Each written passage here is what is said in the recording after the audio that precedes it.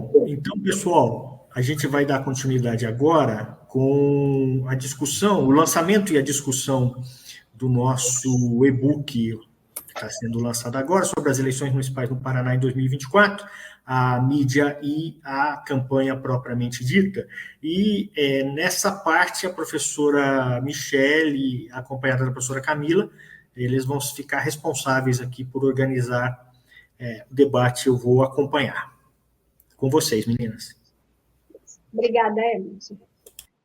Bom, gente, então, vocês já estão vendo aqui na nossa tela a capa, né, do nosso e-book, né? Então, essa é uma característica também do CEPOP, já faz alguns anos que a gente tem tentado acompanhar um pouco as eleições a partir do e-book, e ainda que a gente saiba que, estrategicamente, os livros, eles, né, não têm mais o mesmo peso que eles tinham, né, há alguns anos, né, na avaliação, por exemplo, dos programas de pós-graduação, o CEPOP ele mantém o e-book já sistematicamente, porque é uma forma que a gente encontrou de reunir um pouco as pesquisas subnacionais. Então, a gente consegue reunir aqui um pouco desse olhar, né, para as eleições, no caso do Paraná. Então, a gente tem feito isso já há alguns anos, e esse ano, né, 2024, né, sendo lançado agora em 2025, é só mais uma edição, digamos assim, desse projeto que o grupo de pesquisa tem trazido já faz alguns anos. Então, a nossa ideia aqui com o lançamento, né, a gente já disponibilizou o e-book ontem, né, para todo mundo ter acesso, mas a ideia é que os autores e autoras tenham um tempinho, né, como a gente comentou no início, não pode ser um tempo, né, muito longo para a apresentação, mas a ideia é que todo mundo tenha pelo menos 5 minutos, e aí eu vou ser um pouco chato, vou tentar controlar aqui o tempo de vocês, né, mas a ideia é que vocês apresentem um pouco o tema, um pouco dos resultados, aquilo que vocês acham que é o ponto-chave, é a questão mais relevante, né, do capítulo que vocês apresentaram.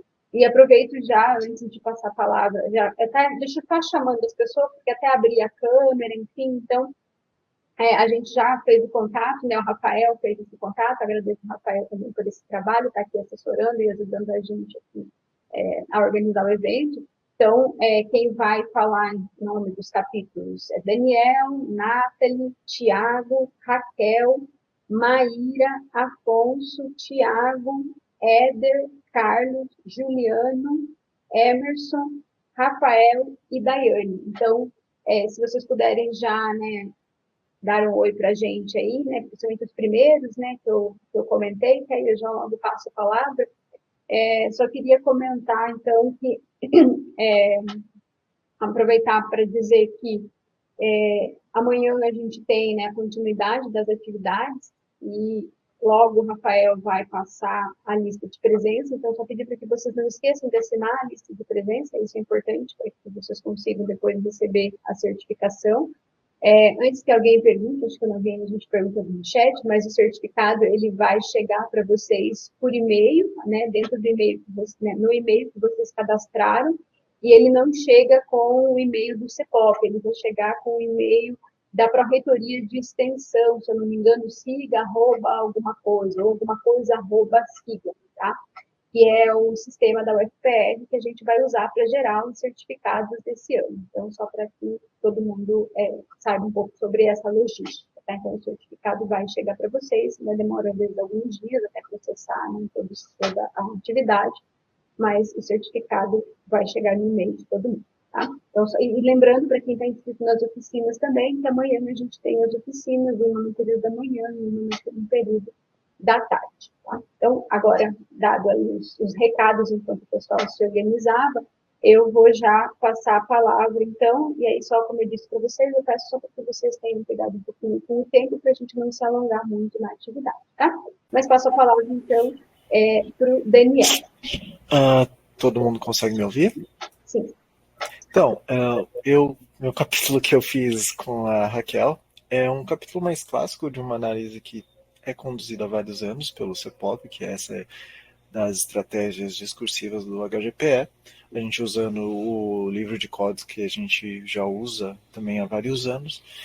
E o interessante é que a gente pegou o segundo turno para analisar, justamente por causa da Cristina Grêmio, por ela ser uma candidata nativamente digital, que ela fez toda a campanha dela, o primeiro turno modo online, né, principalmente pelo Instagram e pelo TikTok, e indo pelo segundo turno. Então a gente conseguiu observar como ela traz essa linguagem digital para esse formato televisivo, né? E uma das coisas que a gente observou que foi uma mais interessante foi a presença dos cortes, dessa linguagem dos cortes, que é o uso de entrevistas, uso de vídeo já segmentos pequenos desses vídeos, principalmente no formato vertical, não no formato horizontal que a gente estaria acostumado justamente pela TV.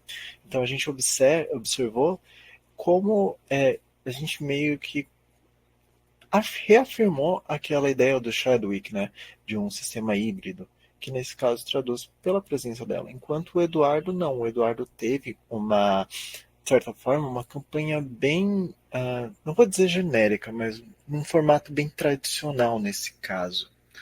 E além disso, o que é também interessante observar é que embora ela tenha um passado televisivo, né, sendo uma apresentadora de telejornais, mas ela não utilizou esses formatos que, teoricamente, ela teria uma certa vantagem, por ela ter uma locução também bem melhor do que o Eduardo. No caso, ela usou muito mais os jingles, ilustração e principalmente o povo fala. E a gente atribui isso a muito porque, como ela é uma candidata outsider, ela acaba necessitando muito do apelo do povo para ganhar legitimidade a essa candidatura dela, justamente por ela não ter um capital político já estabelecido, no caso.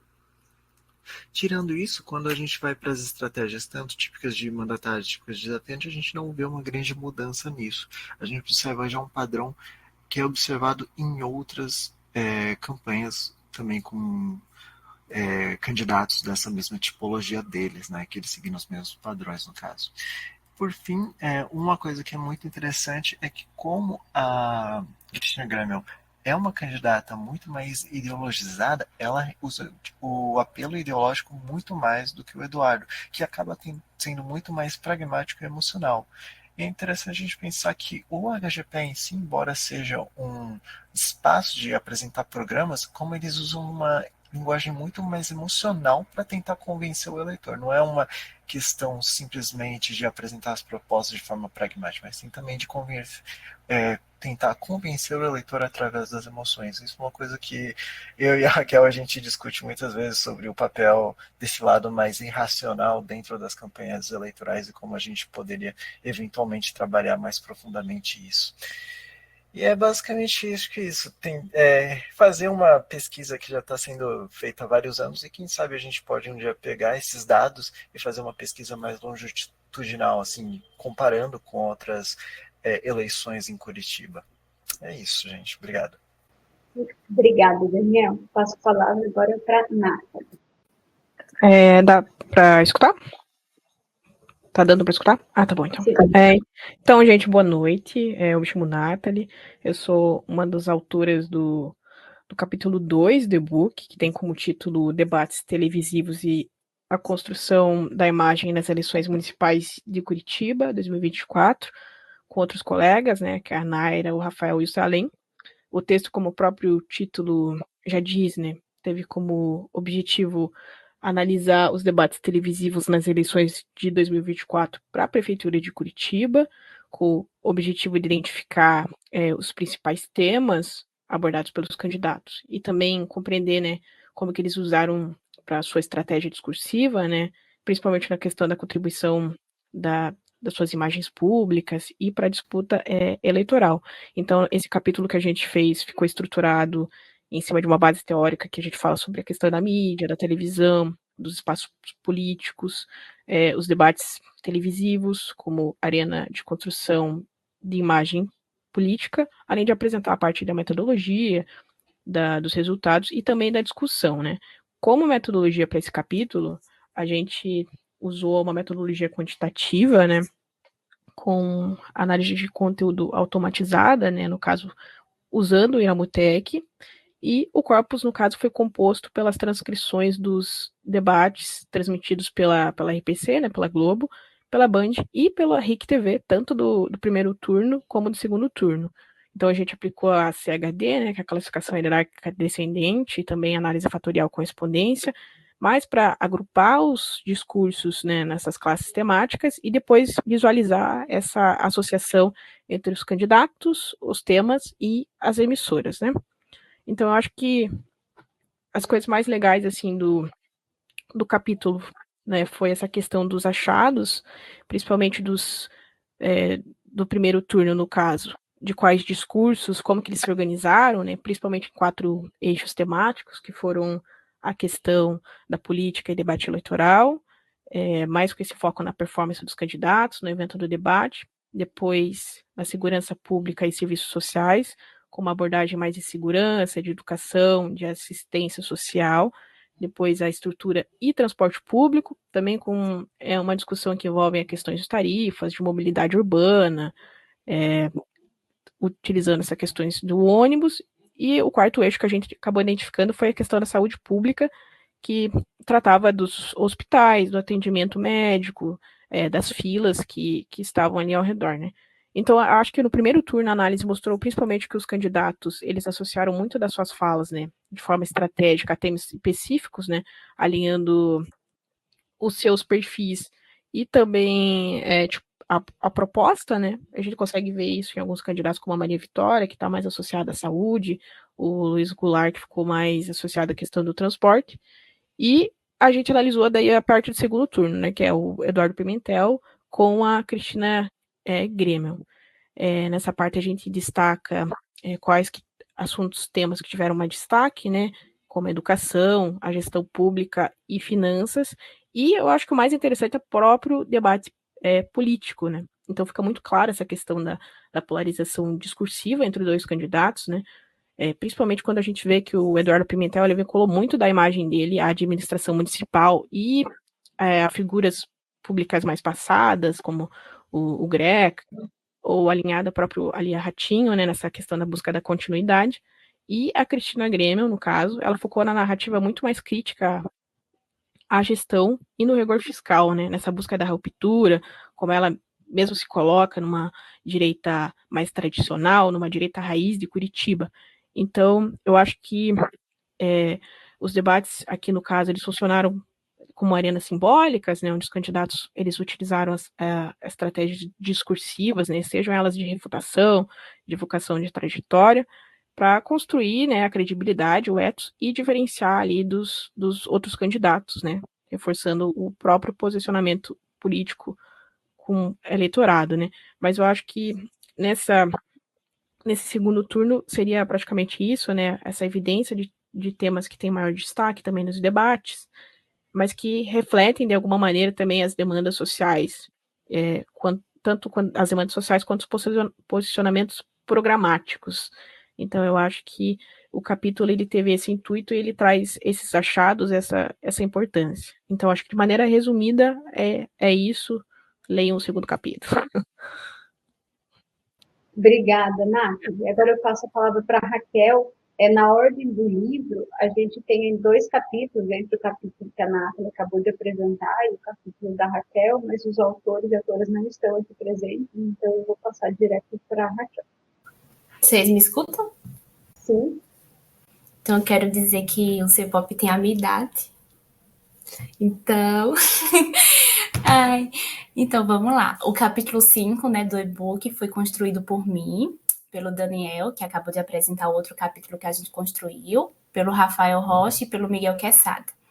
Esse trabalho que a gente fez, ele está inserido dentro da tese de doutorado do Daniel, então a gente aproveitou que a gente já estava ali inserido dentro da literatura para construir esse capítulo.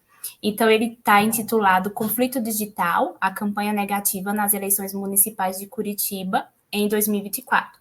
Então, a gente buscou trazer aí mais um trabalho dentro da comunicação política que já estuda campanhas negativas em disputas subnacionais subregionais, e que hoje o uso dessa estratégia, né, das campanhas negativas, ela passou a ser mobilizada cada vez mais com naturalidade nos meios sociodigitais. E aí, então, a gente investiga a estratégia de ataque nas duas plataformas durante as eleições, tanto no Instagram como no TikTok, acionado aí essa estratégia pelos 4 principais candidatos à Prefeitura de Curitiba. A metodologia que a gente utilizou, então, foi a análise de conteúdo das publicações. A gente construiu aí uma tipologia com 4 categorias, que foi positiva, negativa, comparativa e não política, que está inserido dentro do livro de códigos do Daniel. E a gente também investigou os principais temas públicos mobilizados pelos 4 candidatos. E aí os principais resultados foram que a negatividade ela esteve presente nas eleições de Curitiba, mas apesar do nosso título ser campanha negativa, a gente notou nos dados que a campanha positiva foi o que dominou o discurso dos candidatos, então, em média, aí, cerca de 70% das publicações no segundo turno foram dedicados à autopromoção e à construção da legitimidade e visibilidade das imagens públicas dos candidatos, e não necessariamente uma negatividade. Porém, a negatividade ela não desapareceu, ela esteve presente quando a gente agrupou os dados, as publicações de ataques direto e os comparativos, quando os candidatos se comparavam entre si, a gente agrupou e identificou que quase 30% do conteúdo no segundo turno foi de toxicidade. E aí a nossa pesquisa conseguiu aí evidenciar que as diferentes estratégias abordadas pelos 4 candidatos, sobretudo no uso da toxicidade em 4 níveis, o que se alinha com o que a gente já identifica na literatura. Então, a Cristina, enquanto candidata desafiante, ela optou por associar a imagem do seu adversário a figuras políticas rejeitadas pelo eleitorado, enquanto o Pimentel ele focou na desqualificação da imagem da sua opositora e em explorar a falta de experiência da Cristina, de experiência política. Essas estratégias, então, elas são coerentes com o que a gente já observa na literatura, que aponta que os desafiantes são os mais prováveis a utilizar uma estratégia de negatividade, de ataque aos oponentes, enquanto os incumbentes, eles optam por uma estratégia de contra-ataque e de reafirmação das suas experiências políticas. Outro ponto importante também que a gente identificou foi em torno do fenômeno da plataformização. Então, mesmo que uma rede que a gente percebeu, ela numericamente teve mais ataques do que a outra rede, quando a gente olha proporcionalmente as duas e quando a gente agrupa os dados de ataques, as duas redes elas acabaram tendo níveis parecidos de negatividade. Então, significou que não dá para a gente afirmar que uma plataforma teve mais campanha negativa do que outra. E aí, por fim, a gente percebeu que os candidatos usaram diferentes formatos, a depender de cada rede, para potencializar suas estratégias e para aumentar o impacto dos seus conteúdos. E, por fim, a negatividade ela esteve presente bem menos do que, hipoteticamente, a gente esperava, porém, a gente notou que vem crescendo aí esse processo da plataformização como um modelo central de se fazer política hoje, não só para expressar os ataques, mas também para comunicar permanências. É isso. Obrigada, Raquel.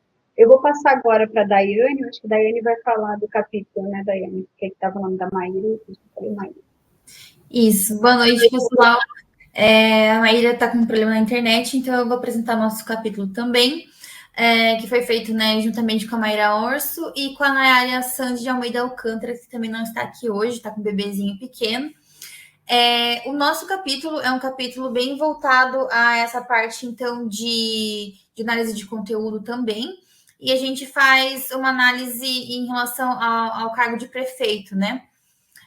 O nome é Eleições para o Cargo de Prefeito no Paraná, o que postaram os candidatos nas redes sociais durante o período eleitoral de 2024. Então, a gente também parte dessa mesma literatura em relação à visibilidade das redes sociais e como elas são plataformas aí muito importantes para a disputa política, né, para a disputa eleitoral.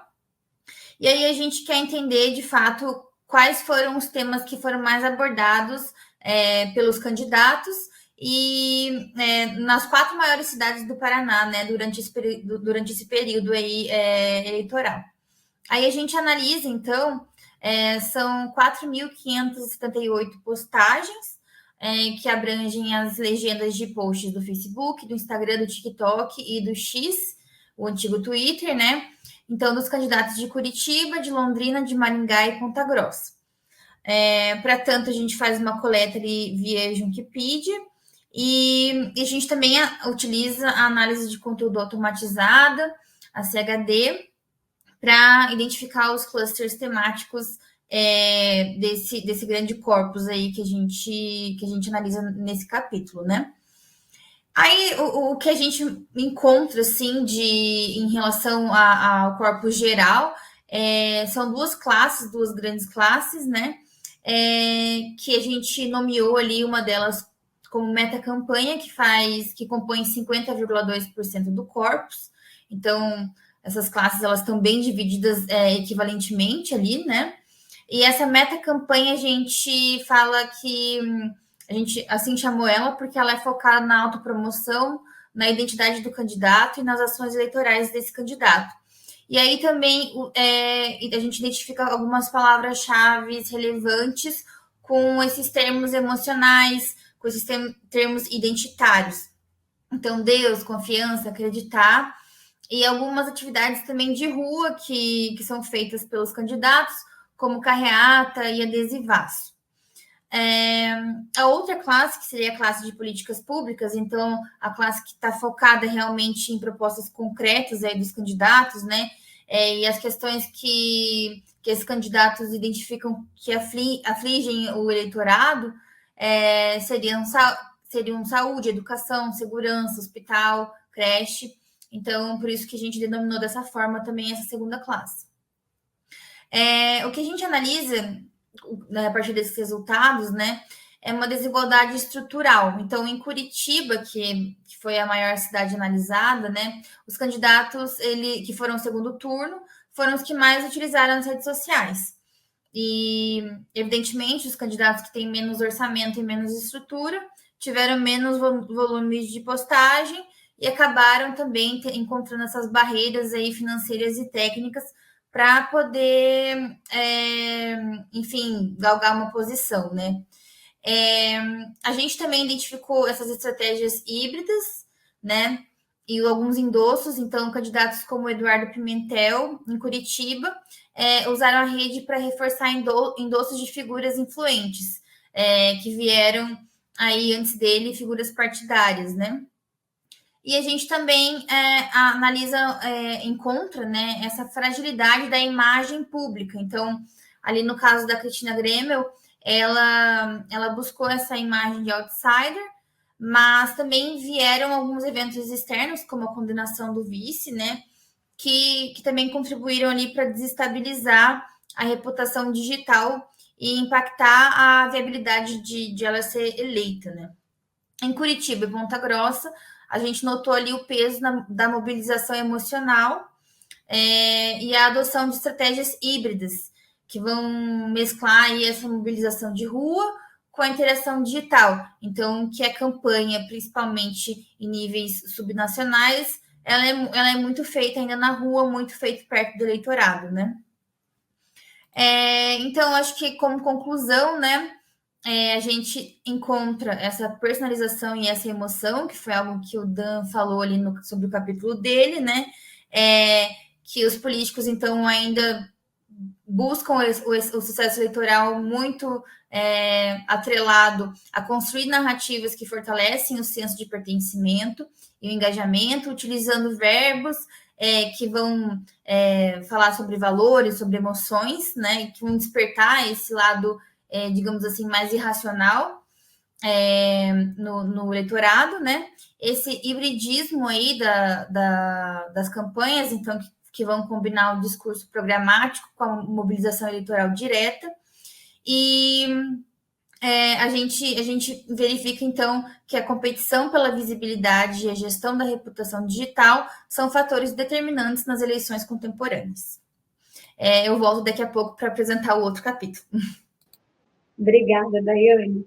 Afonso, acho que o Afonso estava por aqui. Está por aqui.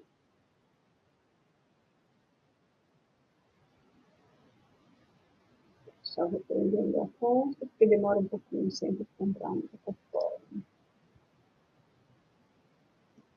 Bom, posso trocar a ordem. O Thiago, acho que está por aqui. Ah, Afonso está aqui já. Pronto.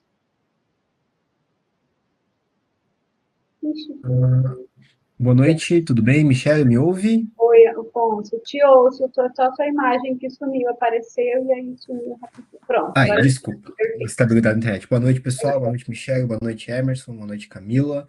Prazer estar aqui com vocês hoje. Então, o capítulo que a gente assina, né? Eu, a professora Fernanda Cavassana e a professora Cíntia Xavier, trata da eleição municipal aqui em Ponta Grossa em 2024 e por uma abordagem um pouco distinta, que é, primeiro, uma abordagem um pouco mais histórica, para depois a discussão da campanha. O que a gente faz nesse capítulo é apresentar um relato histórico de como esses grupos políticos, né, os 4 grupos políticos que se destacam na campanha, o grupo dos irmãos Oliveira, Marcelo Rangel e Sandra Alex, o grupo da professora Elizabeth, prefeita reeleita, né, que composto por ela, pelo Sérgio Moro, o grupo do Ariel Machado e o grupo da família Canto, Mabel Canto, Josi Canto e Joselito Canto, por mais que estivessem em pontos diferentes, estivessem em lugares diferentes, né, na campanha de 2024, já estiveram juntos ou um emergiu do outro em outros momentos históricos. Então, a primeira metade desse capítulo conta a história de cada um desses grupos políticos, como eles se formaram e como eles se cruzaram ao longo do tempo. Como, por exemplo, né, antes de ser prefeita, a professora Elizabeth, prefeita reeleita aqui da cidade, foi a secretária municipal mais longínqua da história da cidade. Foi secretária por 16 anos ininterruptos, né, do governo Los Grau aos 2 governos do Marcelo Rangel.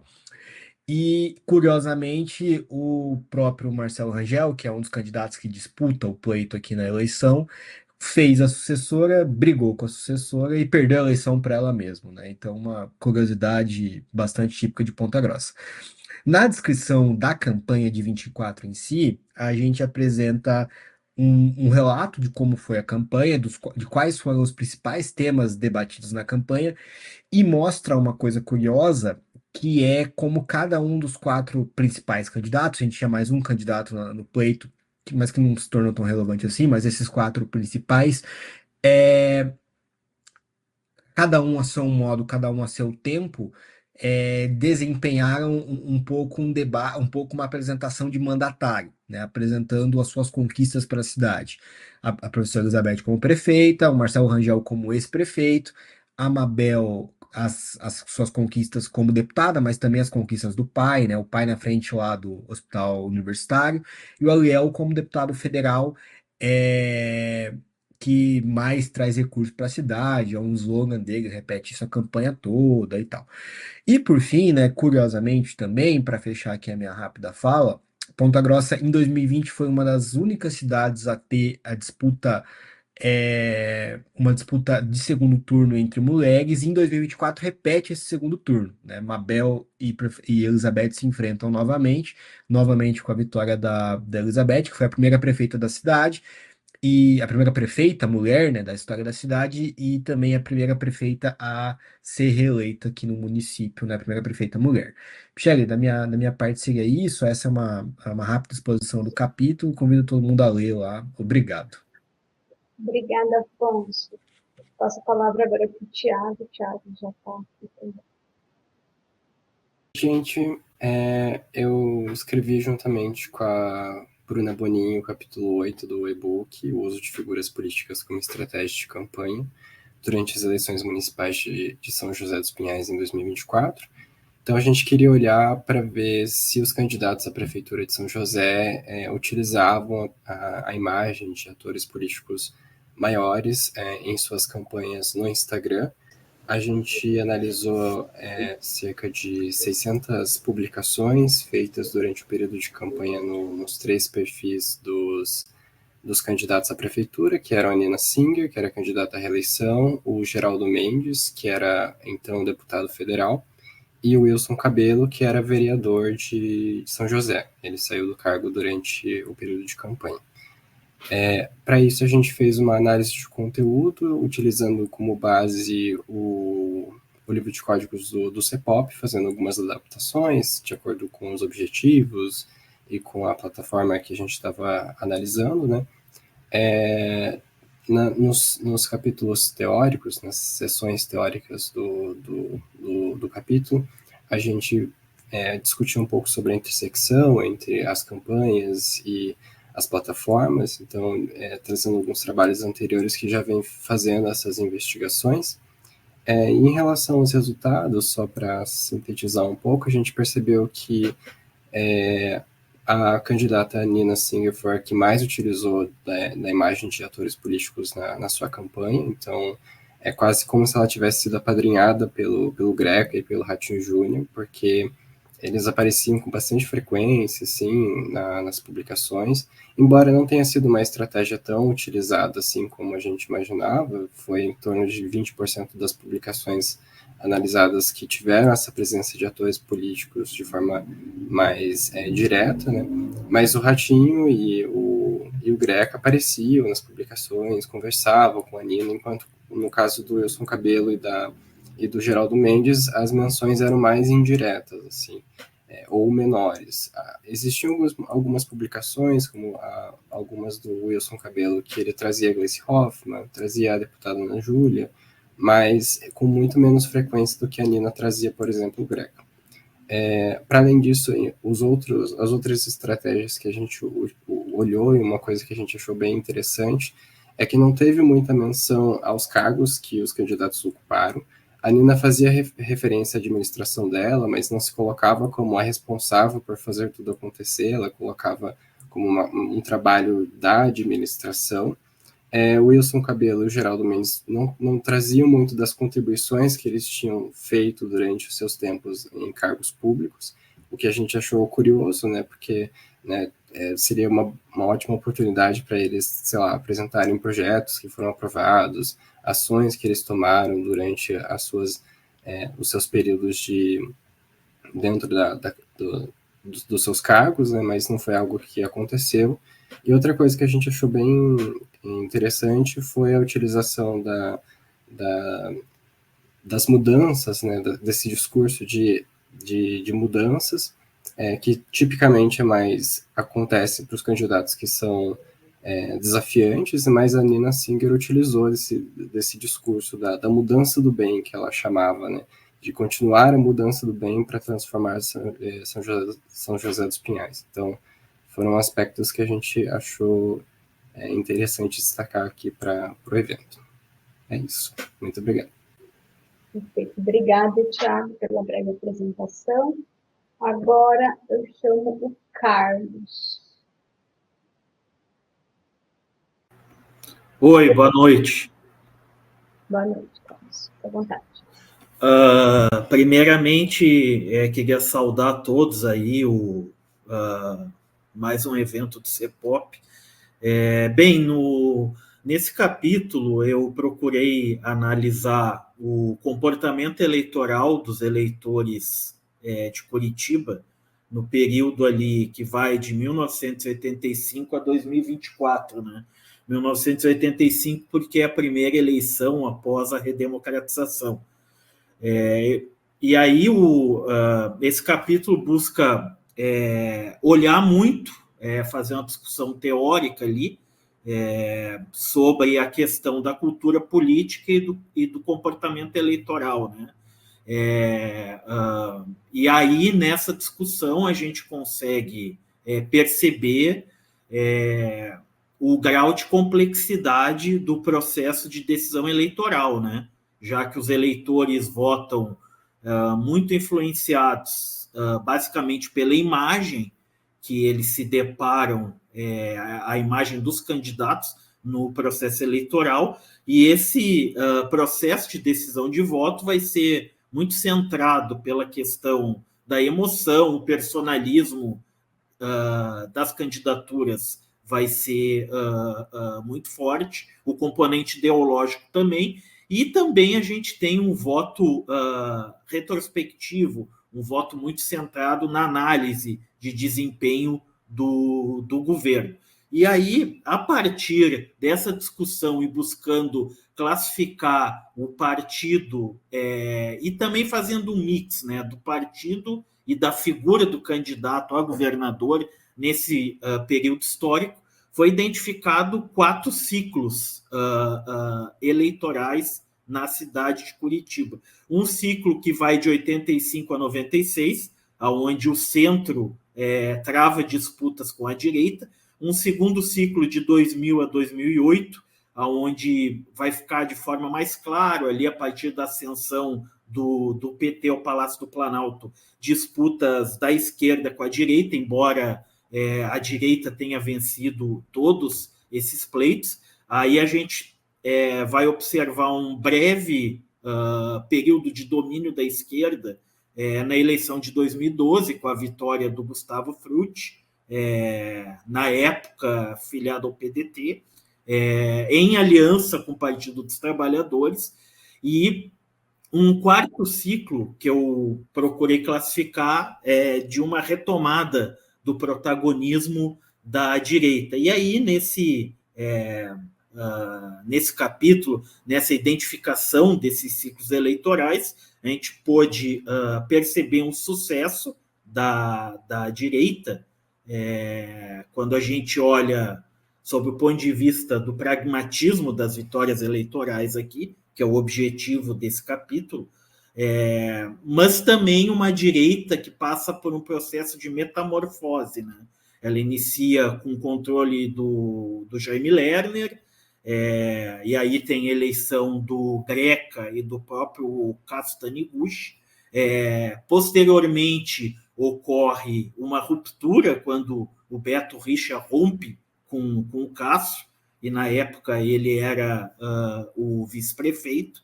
Ocorre, posteriormente, um desgaste do Beto Richa, já enquanto governador, que vai respingar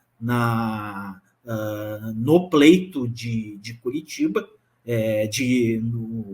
quando o Frutti se elege prefeito, surfando nessa onda, né? E aí a gente tem, que é esse quarto ciclo, que é a retomada da direita, eleição e reeleição de Greca, né? E uma continuidade com a vitória de Eduardo Pimentel.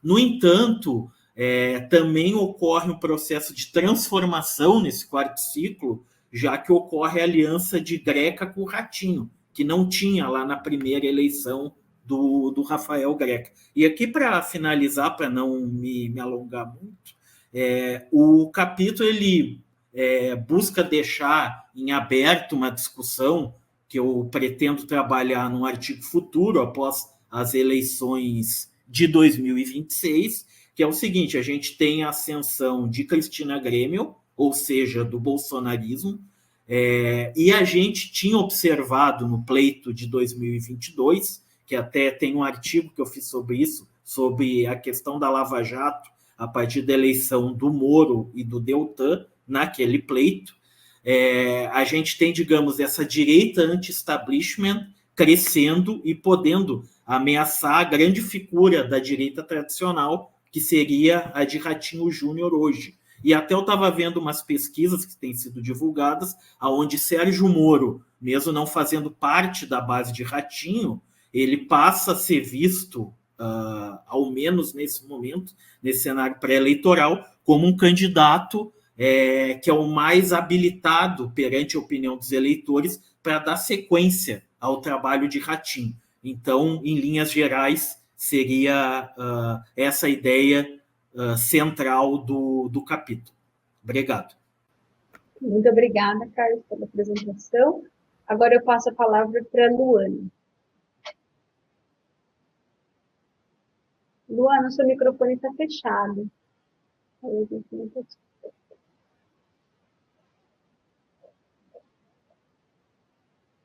Não te escutamos ainda.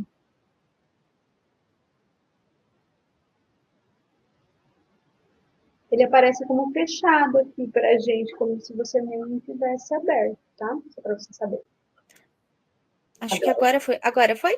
Perfeito. Tá. Perfeito. Então, muito obrigada. Desculpa, gente. Bom, boa noite. Meu nome é a Luana dos Santos Moreira. Eu escrevi o capítulo 11, né? Fui coautora junto com meu colega Juliano Blinski Pietzak. O capítulo é intitulado Devo, Não Nego, Pago Como Quiser, um estudo de caso da efetividade das cotas de gênero e raça nas normativas de financiamento eleitoral na eleição municipal de Curitiba em 2024. Bom, nosso capítulo ele tem como principal objetivo analisar a efetividade das cotas de gênero e de raça nas normativas de financiamento eleitoral da eleição municipal de Curitiba no ano passado, buscando assim compreender se essas políticas elas estão promovendo uma distribuição mais equitativa dos recursos públicos e se elas estão contribuindo para a maior representação de grupos minoritários na política local ou não. Como metodologia, a nossa pesquisa adotou uma abordagem totalmente quantitativa, utilizando os dados coletados de fontes oficiais como o Tribunal Superior Eleitoral, TSE, e especialmente da plataforma Divulgacante e do banco de dados do TSE. Foram analisadas transferências de recursos provenientes do fundo partidário, do Fundo Especial de Financiamento de Campanha e de outros recursos, os relacionando assim as informações sobre gênero, raça e partido dos candidatos. Foram testadas duas hipóteses principais. A primeira hipótese era que os partidos eles usam mecanismos formais para apenas cumprir os requisitos de financiamento de forma superficial, sem garantir assim uma proporcionalidade real. E a segunda hipótese é de que há uma diferenciação ideológica na adaptação dos partidos às regras de cotas, com uma maior adaptação por parte de partidos de direita, por exemplo. Nossos principais achados foram que, apesar do aumento na alocação de recursos para as candidatas femininas, essas candidaturas elas costumam concentrar recursos em poucas candidatas de alto potencial eleitoral, o que acaba limitando uma efetiva promoção da inclusão de mulheres com menor capital social. Nós temos como exemplo no nosso capítulo, acredito que na página 384, um top 5 dos candidatos que mais receberam orçamento, né, os maiores fundos eleitorais de 2024. E, em primeiro lugar, nós tivemos a vereadora eleita, Andressa Bianchesi, que é do Partido do União Brasil. Ela teve o maior orçamento de todos os vereadores que concorreram ao cargo aqui em Curitiba, maior que homens e mulheres em geral. Em segundo lugar, nós temos a Carlice, que é do PL, ela recebeu o segundo maior orçamento. Georgia Prats, da Federação Brasil da Esperança, né, recebeu o terceiro maior. O Ângelo Vagnoni, também da Federação da Esperança, e a Amália Tortato, do Novo, em quinto lugar. Então, nesse top 5 é possível perceber que a maioria são mulheres, porém, ainda assim, nós não temos muita distribuição em orçamentos menores. Então, assim, em relação às candidatas negras, a gente verificou um cenário ainda mais desfavorável, porque os partidos frequentemente não cumprem integralmente as cotas de financiamento, o que acaba, assim, perpetuando a exclusão racial e dificultando ainda mais a maior representatividade. Como vocês puderam perceber, como eu mencionei nos 5 maiores orçamentos, apenas a Georgia Prats, que se identifica como negra, e que realmente recebeu o maior orçamento. Os partidos de espectro de direita, eles tendem a ser mais eficientes na alocação de recursos para candidaturas femininas, porém, essa eficiência ela não se reproduz numa distribuição de recursos para candidaturas negras, o que indica, assim, uma grande resistência transversal às cotas raciais. Nós temos a implementação das cotas, que é muitas vezes manipulada por estratégias de adaptação formal, o que resiste a mudanças, e que acaba delimitando a efetividade das políticas de maior inclusão. E, por fim, apesar do progresso no aumento da presença de mulheres e negros na política local, as resistências estratégicas de subfinanciamento elas resultam em uma participação ainda muito aquém do ideal, o que reforça, assim, desigualdades estruturais. E eu acredito que minha fala seja apenas isso. Muito obrigada.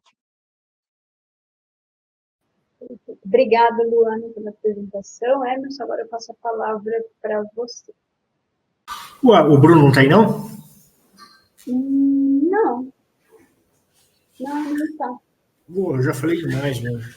Bom, mas então, rapidinho, o nosso capítulo é o seguinte, eleição para a Prefeitura de Curitiba em 2024 e a revolta dos ricos contra a política institucionalizada que quase deu certo. O nosso objetivo é duplo. Primeiro, nós utilizamos uma metodologia de análise espacial para distribuir a votação dos candidatos à Prefeitura de Curitiba por bairro, né, por zona eleitoral e depois por bairro, e nós temos 2 objetivos. Um é ver como se dá a distribuição por região da cidade, e as regiões da cidade marcam classes sociais, tradicionalismo versus bairros populares. E, em segundo lugar, a gente quer ver como foi a transferência de votos dos candidatos que ficaram em terceiro e quarto, não foram para o segundo turno, para os 2 candidatos que foram para o segundo turno. A transferência é essa, que é a transferência geográfica, né? Então, na primeira parte, a gente constata que há uma divisão de votação entre os candidatos, os 4 principais. Por exemplo, o Pimentel, ele é mais votado em bairros populares, principalmente da região sul da cidade, notadamente a cidade industrial, é onde ele se dá bem, né? A Cristina Grêmio é uma candidata que é mais votada nos bairros de classe média tradicionais, e aí está mais para a região norte da cidade, né? O bairro em que ela foi mais votada no primeiro turno e foi a vitoriosa foi o bairro Jardim Social, né, que já dá uma ideia de como foi o perfil do eleitor dela. No centro da cidade também tem boa votação o terceiro colocado, Luciano Dutti, e o quarto colocado, o Neyley Prevot. Ele tem uma votação muito concentrada em uma determinada região, em determinados bairros da cidade, na região de Santa Felicidade, ali naquela região. E aí, para o segundo turno, o que acontece? As áreas em que o Dutti foi bem votado são áreas em que o Pimentel ganha espaço, ele ganha votação. Então, há uma transferência espacial, não individual, né, mas espacial de votos de Dutti para Pimentel. E nas áreas em que o Leprevot é bem votado, há um crescimento da votação de Cristina Grêmio. O Leprevot transfere para Cristina Grêmio em termos espaciais. A diferença é que o Dutti fez quase 20% de votos no primeiro turno e o Leprevot fez menos de 5%. Né? Então, o Dutti tinha mais para transferir que o Leprevot. E por isso, a que a gente encontra no segundo turno ainda que uma manutenção daquele perfil inicial do primeiro turno, com votos do Pimentel na região sul, em bairros mais populares, e Cristina Grêmio mais para a região central da cidade, o Pimentel ganha em todas as zonas eleitorais no segundo turno. Ele tinha perdido em metade delas no primeiro turno, e isso é, em boa medida, resultado da transferência de votos dos espaços onde Luciano Dutti tinha sido bem votado no primeiro turno. E é por isso que a revolta dos ricos quase deu certo contra a política institucionalizada. Obrigada, Emerson. Agora eu passo a palavra para o Rafael e, na sequência, para a Daiane, e a gente já finaliza todos os capítulos. O Rafael estava por aqui. Está. Estão me ouvindo? Então, pegando o gancho do trabalho do professor Emerson, que aborda essa questão da geografia litoral, o nosso capítulo, né, escrito em parceria com a Camila Gonda e com o Lucas Olim, também trabalha essa questão da geografia litoral, só que em Maringá. Então, o título do capítulo é a geografia eleitoral das eleições em Maringá, uma análise dos votos para a prefeitura em 2024. Bom, a nossa pergunta de pesquisa parte do interesse em entender quais candidatos à prefeitura de Maringá tiveram seus votos mais associados a Lula e a Bolsonaro, né? Então a gente pega a votação aos candidatos aos candidatos à prefeitura de Maringá em 24 e faz uma comparação com os votos em Lula e Bolsonaro em 2022, né?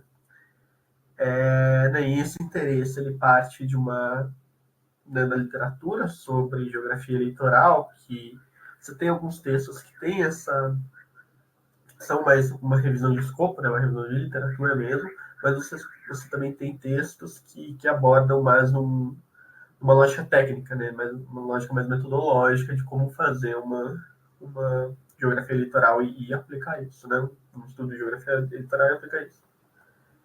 Né, esses estudos eles vão ter ali 3 abordagens principais, não vou meter muito nisso agora, mas a gente tem ali a abordagem estrutural, que é onde se insere o nosso estudo, né, com foco mais em fatores espaciais e estruturais da votação, né, o ecológico, que aí está mais voltado para aspectos sociais e econômicos, e o behaviorista, que aí está mais ligado a compreender como que como que dá essa tomada de decisão, como você dá essa tomada de decisão do eleitor.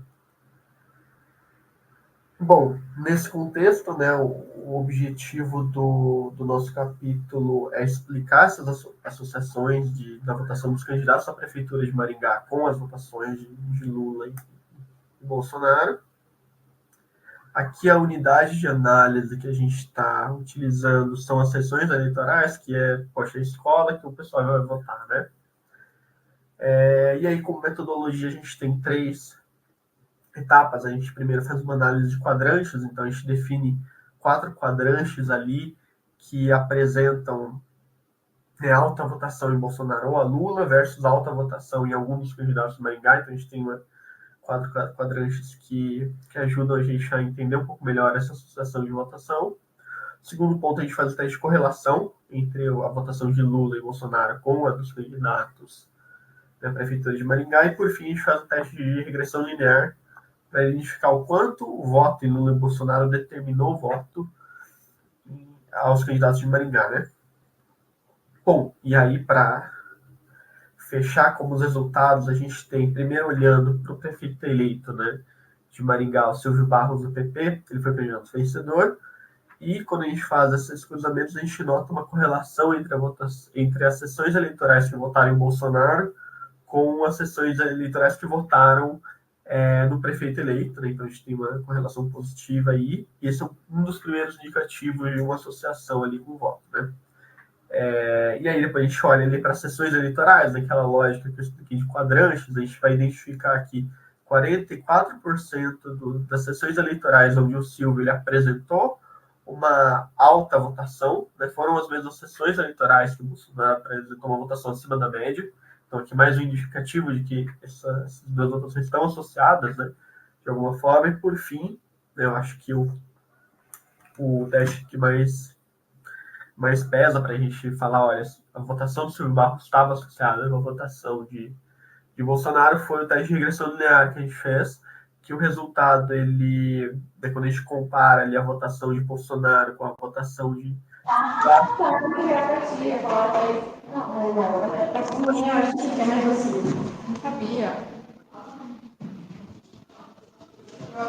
Gente, tem alguém com o microfone aberto. Acho que fechou, Rafael. Bom, vou continuar aqui. Então, né, como eu estava falando, essa correlação, né, o coeficiente de correlação deu ali 1:1, então quase 1:1, né, então está, né, altamente, né, a votação de Bolsonaro determinou, né, a votação de Silvio Barros. Só que aqui não é o principal achado do estudo, né, o achado mais interessante. Eu acho que o principal, né, o achado que nos chamou a atenção é quando a gente olha, a gente compara ali. Eu parei, eu sou padrinho de uma mulherzinha na terreira. Ela me faz. Não é na nossa sala, viu? Não tem ninguém aqui com o microfone aberto, ao que parece. Mas pode continuar, Rafael. Bom, beleza. Então, né, a gente, né, como eu estava falando, o achado mais interessante é que quando a gente compara ali os outros candidatos à Prefeitura de Maringá, né, o Edson Scabora, do PSD, e o Humberto Henrique, do PT, que eles foram candidatos derrotados, e aí, nesse sentido, os resultados, né, nessa análise de dados que a gente fez, indicam que, ao contrário do que é esperado, né, era esperado que Lula, né, entregasse mais votos, né, tivesse uma associação maior na votação de Lula com a do Humberto Henrique, que é do candidato do PT, né? O que a gente viu é que não, essa associação foi menor quando a gente compara a votação de Lula com a de Edson Scabora, do PSD. Então, o Edson Scabora ele apresentou, tanto na correlação, quanto na análise de quadrantes, quanto na regressão, uma associação maior aos votos de Lula do que o Humberto Henrique. Então, aqui a gente tem, né, o que a gente pode né, tem como resultado de que os votos de Lula, né, quem votou em Lula em 2022, dividiu o voto em Edson Escabora e no candidato do PT. Bom, do capítulo era isso, agora eu passo a palavra.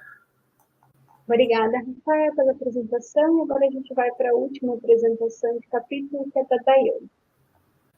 Voltei, espero que nenhum hacker tente interromper minha apresentação, com as coisas estranhas que estão acontecendo. Então, eu vou falar do último capítulo, né? Que foi até um capítulo cuja ideia veio do professor Emerson. Fiz junto com a Maria Cecília Eduardo. E o nome do capítulo é Candidatas à Câmara dos Vereadores no Paraná, desempenho eleitoral por tamanho de municípios em 2024. E a gente, então, investiga a participação política das mulheres nesse cenário subnacional que é menos tratado assim, na literatura, né? E também com essa relação aí em relação ao tamanho de município, né? E aí a gente usou a estatística descritiva mesmo, com os dados do TSE, para poder analisar aí as 11.178 candidatas ao cargo de vereadora no Paraná em 2024.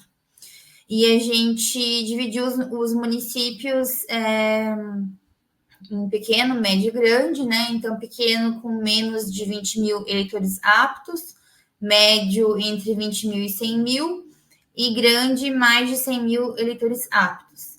Então, nesse grande seriam somente 7 grandes municípios que existem no Paraná. E aí, nas eleições, então, de 2024, né, a gente obteve ali que 690 mulheres tiveram sucesso eleitoral, sendo 261 por média e 429 por quociente partidário. E aí a gente foi analisar, então, essa relação, né, de tamanho de município e de sucesso eleitoral das candidatas. E a gente encontrou uma relação inversamente proporcional, né? A taxa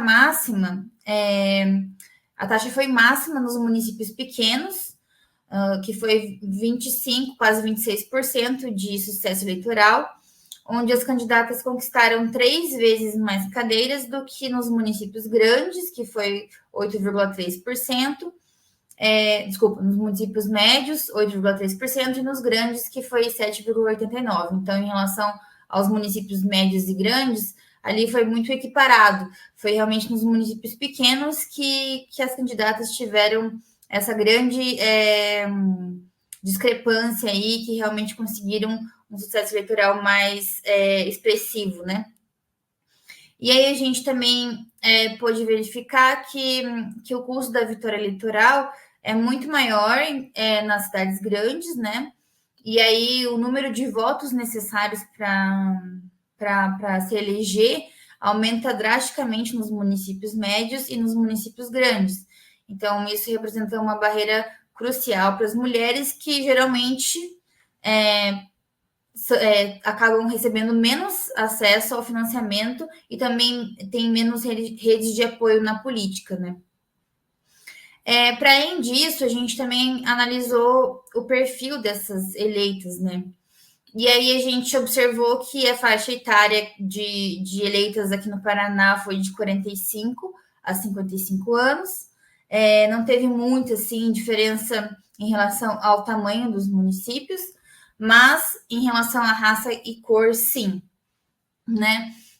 Evidentemente, há uma predominância de mulheres brancas em todas as categorias, e essa baixa aí de mulheres negras, de mulheres pretas e pardas, reforça essa desigualdade estrutural, né? Mas foi nos municípios pequenos, então, onde as mulheres já como um todo tiveram mais sucesso eleitoral, onde também mais candidatas pretas e pardas tiveram sucesso eleitoral. Então, 77% das candidatas pretas e pardas que foram eleitas no Paraná em 2024 vieram desses municípios pequenos. E aí, em Curitiba, né, das 30 eleitas, 27 são candidatas brancas. Em relação aos partidos, então a gente também teve algo já esperado, né, que é uma tendência do Estado aí, as coligações de direita tiveram mais logro eleitoral, PSD, PP, PL e União Brasil, né? E aí o PSD foi quem liderou com folga o total de vereadoras eleitas, sendo 146 das vereadoras eleitas foram eleitas pelo PSD. E aí, em relação aos municípios grandes, né, a distribuição acaba sendo um pouco mais fragmentada e equilibrada, tendo mais espaço para as legendas que poderíamos dizer um pouco mais dispostas à esquerda no espectro político-ideológico, como PT, PCdoB, PV, PSOL e Rede. Então, o que a gente consegue concluir, né, com esse capítulo é que o porte municipal atua realmente como um filtro para a competitividade feminina. Nos pequenos municípios, a competição acaba sendo menos complexa, o que facilita o sucesso eleitoral. E nos grandes, essa necessidade de estrutura, né, para lançar a campanha, para conseguir realmente alcançar o eleitorado, em relação também ao financiamento, favorece esses perfis mais tradicionais e mais à direita também. E aí a gente, né, enfim, só atesta que essa combinação de raça, gênero e filiação partidária acaba limitando a competitividade, então a gente também tem as mulheres mais conservadoras conquistando mais cadeiras, né? E enfim, a gente deixa também ali que para ampliar a participação de forma mais equitativa, especialmente para as mulheres negras, é fundamental fortalecer as políticas de financiamento eleitoral. Aqui no Paraná, a gente tem, acredito que são 37% de pessoas pretas e pardas, e ainda as eleições, infelizmente, não conseguem refletir a questão racial, né, da representação substantiva. Então, acho que seria, sobre esse capítulo, é mais isso. Espero que vocês também tenham interesse em ler e comentar também. Fico aberta a comentários e considerações dos colegas. E agradeço pelo tempo e também espaço para apresentar aqui.